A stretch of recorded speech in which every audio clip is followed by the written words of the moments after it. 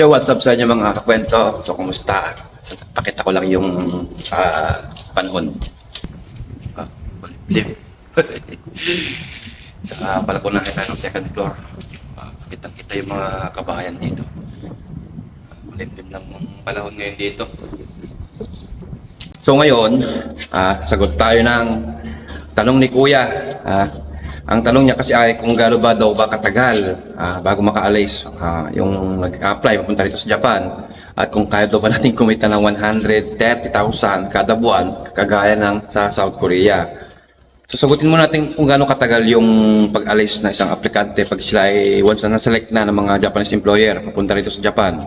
Kung kayo po ay isang trainee visa po kasi kadalasan ang nagiging pathway natin para makatungtong tayo dito sa bansang Japan para maging isang OFW o isang factory worker. O kung hindi man factory worker o hindi kung ikaw ay health worker, kung ikaw ay isang farmers, mga yan, trainee visa pa rin ang dating mo pag ikaw ay under the agency. Ngayon, kung ang tanong ni Kuya ay kung gaano pa katagal, depende po kasi yun eh. Depende po yan sa pangangailangan ng tao ng company ninyo.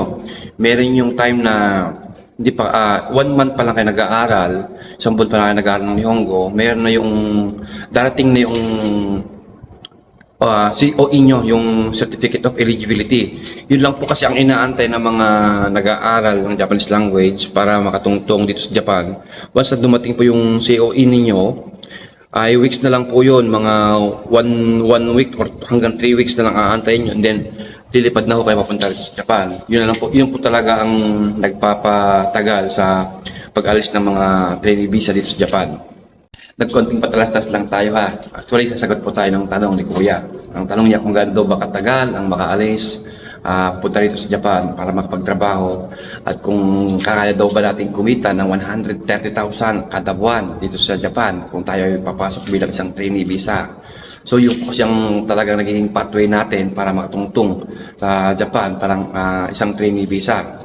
So kung hindi po tayo ni Kijin o yung mga may ibang lahi na Hapon, mga ganyan, kamag-anak na Hapon na pwedeng makatungtong dito sa Japan, so magiging pathway po natin ay magiging isang trainee visa under the agency diyan sa Pilipinas. So gaano ba katagal makatungtong o makaalis ng Pilipinas pupunta dito sa Japan para tayo makapagtrabaho?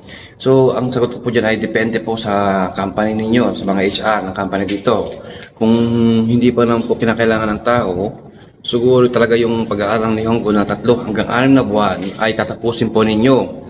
So yun po talagang kadalasang inaantay ng mga aplikante na makaalis papunta rito sa Japan.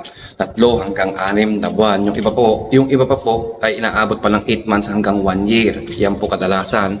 Ang inaantay ng mga trainee visa yung once na na-select ng mga Japanese employer. Pero meron din po talagang mga company pag kailangan na po ng tao kahit na ikaw po ay nag-aaral pa lang na 1 buwan at kailangan na ng tao, so wala pong magagawa agency kundi papuntahin po kayo rito sa Japan.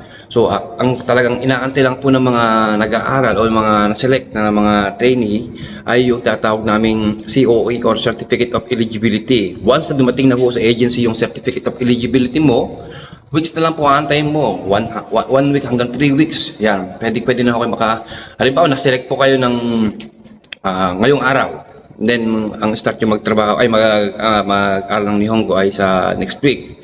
So next week. So wala pa po kayo sa buwan na nag-aaral ng Nihongo. So dumating bigla yung COE nyo. Bigla na 1 to 3 weeks aalis na po kayo. Meron po talagang gano'n na company dito na kailangan na agad ng tao. So kahit hindi pa tapos sa pag-aaral ng Nihongo ay pinapapunta na po nila. So wala na po magagawa agency dyan. So may gano'n kabilis talaga. Wala pa 1 buwan o 1 buwan pa lang ay lilipad na ho kayo papunta rito. Meron din naman talaga na kahit hindi pa kailangan ng tao ng mga company pinapatapos pa talaga nila yung 3 hanggang 6 na buwan na pag-aaral, and then saka ho sila makakapunta rito. Yun po ang magiging sagot kung gaano katagal yung paalis papunta dito sa Japan. So dumako naman tayo sa 130,000 kada buwan kagaya ng South Korea. Alam niyo ba sa South Korea kasi mga kwento, no? Kung masaswertehan nyo sa South Korea kasi meron po yung time na, meron po yung company na libre yung pagkain ng tanghalian, libre po yung bahay nila, meron Pag isortuhan mo, libre po yung kuryente, yung ilaw, mga ganyan, maraming benefits na nagiging libre sa mga OFW natin sa kapwa OFW natin sa South Korea. Saka yung company nila, pag madalas lagi nagbibigay ng bonus, kung ma-overtime, hindi lang ho 130k ang kinikita ng mga factory worker natin sa South Korea. Lalo't ngayon, 85,000 na ang basic na sinasahod ng mga EPS worker sa South Korea. Kung talagang maswerte mo sa South Korea, talagang papalo pa po ng 150. Pati yung nga lang, wala na akong pahinga. Kasi tatlong tropa natin sa South Korea at dati po ako nagbalak ng South Korea. Naingganya po ako sa sahod talaga ng South Korea. Ayun po talaga sinasahod nila 130 to 150k. Kaya lang ho, pati huling ko pinapasukan nila madalas. Kaya kung umaabot ng ganong kalaki. At long oras araw-araw, pati linggo, tapos may night differential sila kaya ganun kalaki yung sinasahod nila. Tapos yung bahay nila, yung tanghalian nila libre. Libre yung kuryente, libre yung tubig, kaya maraming libre. Ngayon, kung i-compare po natin ngayon dito sa Japan, sanay lang po talaga tayo nung sahod na noon, way back 2016, 17, 18, ang parte po kasi noon, nasa 45 hanggang 50. Inabot pa nga ng 52 noon eh. Ngayon, kung tatanong mo sa akin kung kayang umabot ng 130k monthly, ano bang kategoring visa ang ipapasok mo dito, kaibigan? Kasi dito mga kakwento, kung ang pasok mo dito ay trainee visa, kung ikaw ay isang welder, health worker, factory worker, scaffolding, construction worker, sa mga trabaho na yung mga kakwento, So parang malabo kasi napakababa po ng palitan ng yen to peso. Bigla akong bumagsak. Tapos, ang Japan po ngayon mga kwento ay nag-limit na hanggang 42 hours na lang po ang kada buwan nating pwedeng overtime. Tapos, kasabay pa yung mababa na palitan. Sa parang malabo po yung sinasabi natin na kaya umabot ng 130k. Kasi halimbawa, pipirma ka sa agency ng 19 na lapad ka mo na lang. 19 na lapad. So, siyempre, babawasan mo yun sa bahay mo kasi dito sa Japan mga kwento walang libre, lahat binabayaran, kuryente, tubig, bahay, lahat allowance mo.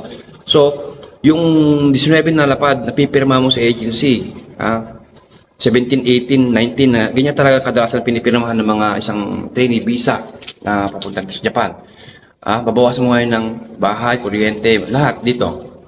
So masabi mo na lang ang magiging malinis mo 11 hanggang 12. Yun ang magiging malinis mong sahod sa kung ikaw ay isang trainee visa, wala kang overtime, walang Sabado, pang umaga ka. Magiging malinis mo dyan dito, 11 or 12 na lapad kada buwan. So babawasan mo pa lang allowance mo, 3 ka mo na lang. So yung 11 or 12, babawasan mo ng 3, siyam or 8. So pinakamalinis mo sa sahod na pwede mo ipadala sa Philippine money ay yung 25 hanggang 28,000 sa Philippine money. Yan po, malinis na po yun. Ibubulso niya na yung 11-12 Ang ibabawas nyo na lang yung allowance nyo. So matitira ay yung siyam o 8 kung kayo po ay walang ka-OT-OT o pang umaga pa. Yan po talaga magiging malinis yung ipapadala sa Pilipinas. 25,000 hanggang 28,000 sa Philippine money kada buwan. O yung i-compare natin 130,000, napakalayo po. Ako nang nagsasabi sa inyo, napakalayo kahit na kayo po ano pang kategory ng trabaho niyo rito, welderman, kung kayo po ay walang ka-OT-OT, walang Sabado, walang panggabi pang umaga kayo. Yun po talaga. Pero kung kayo po ay isang teacher dito, engineer, medyo po may mataas. Hindi po kasi pareho yung kategory ng papasahod sa ganyang level ng trabaho. Iba po yung pasahod ng teacher, iba po yung pasahod ng engineer, iba rin po yung pasahod ng mga Nikijin. Nikijin sila po yung mga residente na nakatira na dito na may lahing Hapon, mga Pilipino may lahing Hapon, mga ganyan, mga Nikijin kung tawagin. Pero kung sa atin purong agency lang po tayo dadaan, sa agency lang po tayo mag-under process ng pagpunta dito sa Japan. So, tinatawag po tayo trainee visa. So, yun po ang pathway natin. So yan, yung masasabi ko kasi nasanay lang tayo noon na siguro yung nababalitaan mo na 130 ka 30,000 ay mga Nikijin or mga engineer or teacher, yung mga yan, medyo matatas ang sahod. Pero kung ikaw ay factory worker at under ka ng trainee visa, napakalabo po loads ng sinasabi mo na 130k kada buwan. Siguro may sasuggest kong expect mo ay sa 60 to 70,000. May OT ka ng 2 oras kada araw. Yun. So, yun ang pwede ko masagot sa 130k mo, ha? So, sinagot ko lang po ito base lang po sa akin nakikita, na experience, nalalaman talaga dito sa Japan. Hindi ko sinagot ito ng haka ko lang o sinagot ko ito ng sabi-sabi ko lang. Hindi ho, dahil mukha ko lang po nakaharap dito sa camera. So, yun po mga kwento, ano? So, sana yung mga masyadong nag-expect na ganun kalaki, ganun kataas ang pasahod dito sa Japan. Huwag po masyado. Baka pagdating nyo rito talagang sobrang madismaya kayo. So, yun po. So, paano? Hanggang sa muli. Salamat.